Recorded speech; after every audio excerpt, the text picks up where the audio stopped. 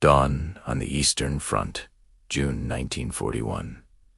The vast steppe is silent, save for the crackle of a distant fire. Field Marshal von Rundstedt steps out of his vehicle into the biting cold. The air smells of burning pine and scorched metal. Just ahead, a German Panzer III lies crippled, its turret blown clean off. Beside it, a cook's mess tin, breakfast still steaming, tells a story of a morning violently interrupted. The crew is gone. Their boot prints lead towards the woods, but they're abruptly cut off, crushed under the wide, unforgiving tread marks of something new, something massive. A soldier, face black with soot, runs up, gasping for breath. "Herr Feldmarschall," he says, his voice tight with panic. 4th Panzer reports. 20 tanks immobilized, not destroyed, just stopped. The rounds just bounce. He holds out a crumpled German anti-tank shell. Its nose is flattened, as if it hit a wall of solid steel. Von Rundstedt takes the shell. It's still warm. Across the river, inside the cramped turret of a brand new tank, Soviet Lieutenant Dmitry Los's heart is pounding. He's in a T-34’s, fresh from the Kharkov factory. His orders are simple. Hold the bridge. He never imagined that his tank, not the bridge, would become the Germans' real nightmare. From the tree line, German anti-tank Gunster, infamous Pak-36's open fire again. Pop, pop, pop.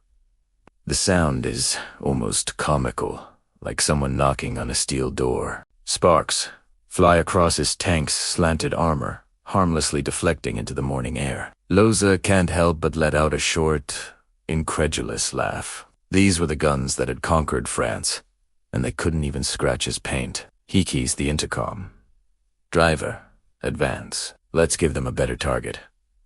The T-34 roars to life, its powerful diesel engine, a deep growl that promises destruction. The 30-ton machine lurches forward, its 76mm cannon swiveling with a terrifying, almost lazy confidence. This wasn't just a new tank. It was a revolution on tracks. The Germans had prided themselves on their Blitzkrieg tactics, spearheaded by their Panzers. Their Panzer IIs and IVs had seemed invincible as they rolled across Europe.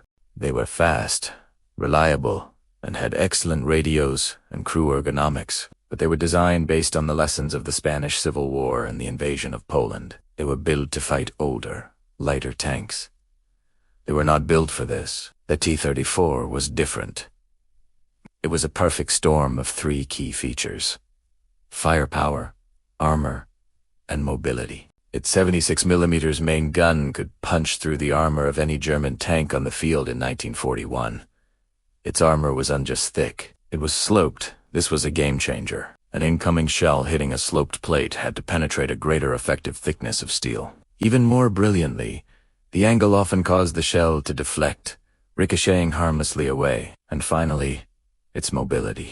The T-34 used a Christie suspension system and wide tracks, allowing it to glide over the mud and snow of the Russian landscape, terrain that would bog down German panzers. It was fast, rugged, and perfectly suited for the brutal conditions of the Eastern Front. Back at the bridge, Loza's tank advances. The German gun crews, watching this steel beast, shrugged off their best shots. And keep coming.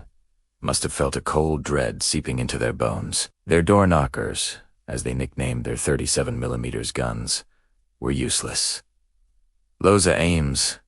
One shot, a Hermann Halftrack, explodes in a brilliant blossom of orange and black. The German line breaks. The battle for the bridge is over in less than 90 seconds. By 8 a.m. that morning, a new phrase appears in the war diary of German Army Group Center. It's written with a sense of shock and awe. Fein Panzer de 34, unsearched.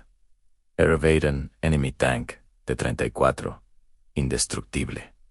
It wasn't just a report, it was the birth of a legend. The Germans had just met the tank that would change the course of the war on the Eastern Front. This psychological shock, dubbed T-34 shock, rippled through the German ranks. From the frontline soldier to the high command in Berlin, the Germans, masters of engineering, scrambled to respond. They rushed to upgun their Panzer IVs, and began designing entirely new tanks to counter this Soviet monster. The result would be the legendary Panther and Tiger tanks. But these were complex, expensive machines that could never be produced in the same sheer numbers as the T-34. The Soviets, by contrast, simplified the T-34's design over time, making it even easier to mass produce. Entire factories were moved east of the Ural Mountains, churning out thousands upon thousands of these war-winning tanks. What Dmitry Losa and his crew demonstrated on that cold June morning was more than just the superiority of their machine. They proved that ingenuity and a deep understanding of the battlefield as realities could overcome a technologically advanced and battle-hardened foe. The T-34 wasn't a perfect tank. It had poor visibility, a cramped two-man turret, and lacked the sophisticated radios and optics of its German counterparts. But it was the right tank, at the right place, at the right time. The story of the T-34 is a stark reminder that in war, it's not always the most advanced weapon that wins, but the most effective.